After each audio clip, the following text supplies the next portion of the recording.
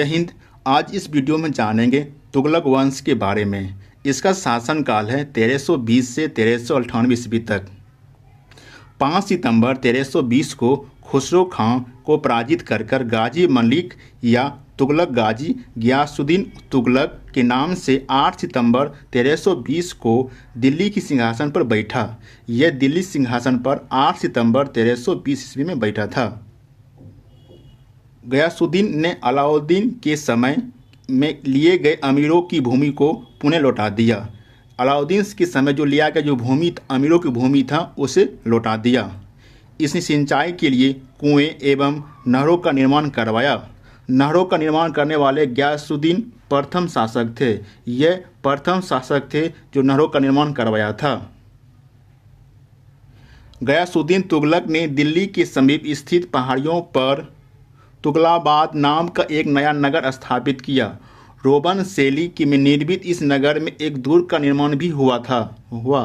इस दुर्ग को 56 कोट के नाम से भी जाना जाता है। गियासुद्दीन तुगलक की मृत्यु 1325 ईस्वी में बंगाल के अभियान से लौटते समय जूना खां के द्वारा निर्मित लकड़ी के महल में दबकर हो गई थी। जब बंगाल का अभियान करके लौट रहे थे 1325 ईस्वी में तो जूना खां जो निर्मित लकड़ी का महल था उसमें दबकर मर गया।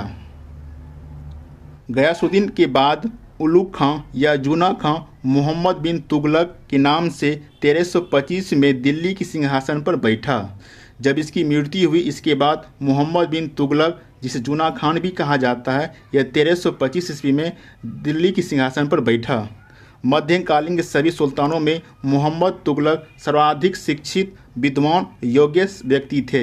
ये पूरे सभी जितने भी सुल्तानों में हैं सबसे अधिक पढ़े लिखे व्यक्ति थे।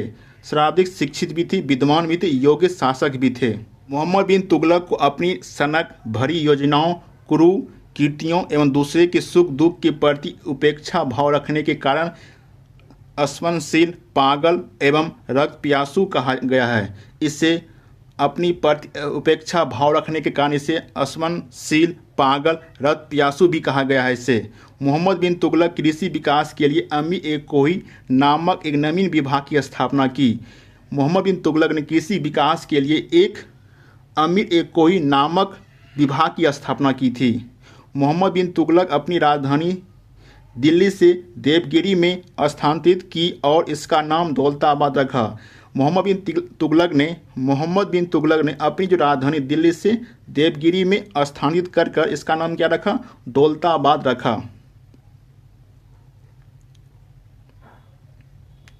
मोहम्मद बिन तुगलक अपने प्रत्येक मालिक के सम्मान में 2 पोशाक दिया करता था। जो मोहम्मद बिन तुगलक थे अपने जितने मालिक होते इसके सम्मान में 2 पोशाक, एक जाड़े में एक दूसरा गर्मी में दिए जाते थे। कहा जाता है कि डाक प्रबंधों के द्वारा मोहम्मद बिन तुगलक के लिए ताज़े फल एवं पीने के लिए गंगा जल मंगवाया जाता था। डाक के जो प्रबंधन होते थे उसके माध्यम से तुगलक ने ताज़े फल और पीने के लिए गंगा जल मंगाते थे।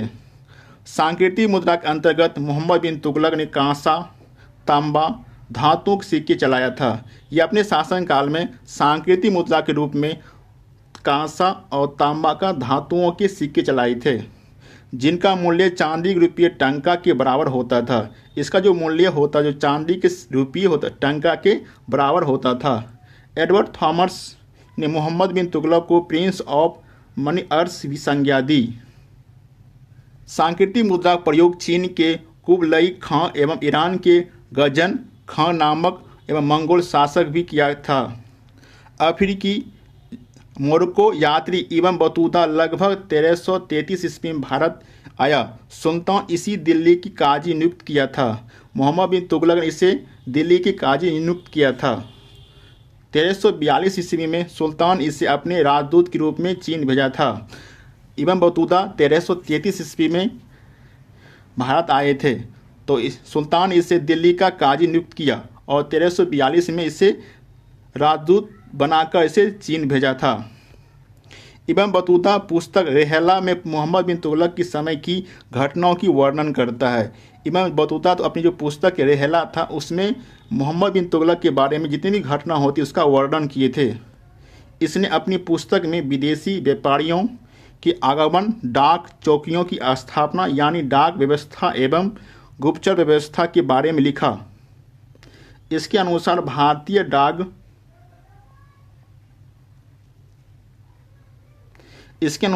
भारतीय डाक थे वह दो प्रकार के थे। अश्व डाक व्यवस्था जिसे उलूक कहा जाता था, दूसरा था पैदल डाक व्यवस्था जिसे दावा कहा जाता था। इसने नागारों की भारी ध्वनि के बीच में एक स्त्री को सती होने की दृश्य का वर्णन किया है। इसके कथानुसार सती होने के लिए सुल्तान अनुमति लेनी पड़ती थी। इसमें कहा गया जो नागारों की भारी ध्वनि के बीच में एक स्त्री को सती होने की दृश्य का वर्णन किया गया। इसके अनुसार सती होने के लिए सुल्तान की अनुमति लेनी पड़ती थी। मोहम्मद बिन तुगलक समय जिया नक्शबी पहला व्यक्ति था जिसने संस्कृत कथाओं की एक श्रृंखला की फारसी अनुवाद किया था। इस पुस्तक का नाम तूतीनामा था, जिसमें तोता एक जैसी गृहिणी नायिका की कहानी सुनाता है जिसका पति यात्रा पर गया है। मोहम्मद तुगलक ने जीन प्रभु सूरी नामक जैन साधु को अपने दरबार में बुलाकर सम्मान प्रदान किया था। यह अपने शासनकाल में जीन प्रभु सूरी नामक जो जैन साधु थे उसको दरबार में बुलाकर सम्मान प्रदान किया था। मोहम्मद बिन तुगलक की मृत्यु 20 मार्च 1351 ईस्वी में सिंध की जाते समय ठट्टा के निकट गोटला में हो गया था। जब सिंध जा रहा था उस समय इसकी मृत्यु 20 मार्च 1351 में हो गई थी। मोहम्मद बिन तुगलक के शासनकाल में दक्षिण में हरिहर और बुक्का नामक दो भाइयों ने 1336 में स्वतंत्र राज्य विजयनगर की स्थापना की थी।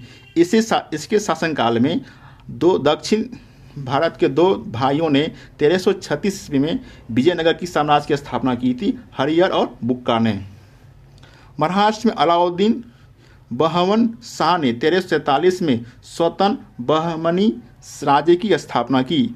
इसी शासनकाल में 1347 ईस्वी में महाराष्ट्र में 1347 ईस्वी में बहमनी नामक राज्य की स्थापना की थी। मोहम्मद बिन तुगलक की मृत्यु पर इतिहासकार ने बद्रायूं लिखता है कि अंततः लोगों को उससे मुक्ति मिली और उसे लोगों से। मोहम्मद बिन तुगलक ने शेख अलाउद्दीन का शिष्य था। वह सल्तनत का पहला शासक था जो अजमेर में शेख मोइनुद्दीन चिश्ती की दरगाह पर बहराइच सलार मसूद गाजी के मकबरे में गया। मोहम्मद बिन तुगलक बदायूं में मीरन मुलहिम, दिल्ली में शेख निजामुद्दीन औलिया, मुल्तान में शेख रुकनुद्दीन, अजूधन में शेख मुल्तान आदि संतों का कब्र पर मकबरे बनाया था। मोहम्मद बिन तुगलक के द्वारा 4 योजनाओं। पहला, 2 बार छेद कर विधि 1326 से 1327। दूसरा, राजधानी परिवर्तन 1326-27 ईस्वी। तीसरा, सांकेतिक मुद्रा का प्रचलन 1329 से 1330 तक। खुरासान एवं कराचील का अभियान।